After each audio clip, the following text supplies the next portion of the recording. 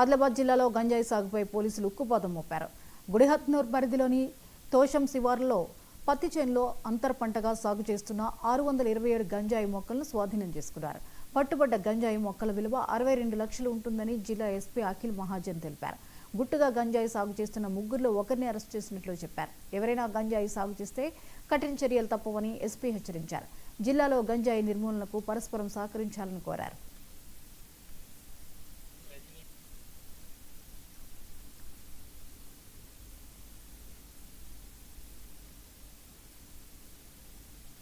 మర్చుకుల జగన్, మర్చుకుల నాగేష్ వీళ్ళు ముగ్గురు వీళ్ళ ల్యాండ్లో ఒక ల్యాండ్ 2 acres 20 గుంటలు, ఒక ల్యాండ్ 2 acres 10 గుంటలు. ఈ కాటన్ అక్కడ పండించారు వీళ్ళైతే ముగ్గురు.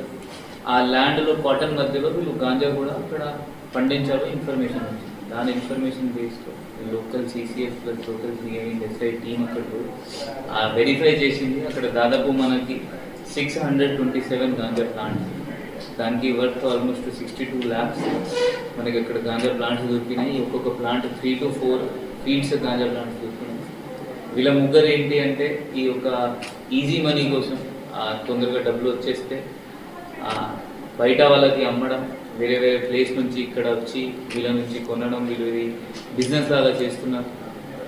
దీనిలో ఇప్పుడు మనం వీళ్ళ సిడిఆర్ పెట్టుకొని అన్ని బ్యాక్వర్డ్ లింకేజెస్ ఎవరెవరు వీళ్ళకి ఫోన్ చేసి ఎవరెవరు కొంటారు వాళ్ళకి కూడా మనం ట్రేస్ చేస్తాం. వాళ్ళకి కూడా ఈ కేసులో మనం ఇన్వాల్వ్ చేయడం జరుగుతుంది. ఇది కాకుండా వీళ్ళు ఇప్పుడు ఇది పట్టా ల్యాండ్, ఆ పట్టా ల్యాండ్ ఉన్న వల్ల మనం దీనికి ఆ కలెక్టర్ కూడా రాయడం జరుగుతుంది.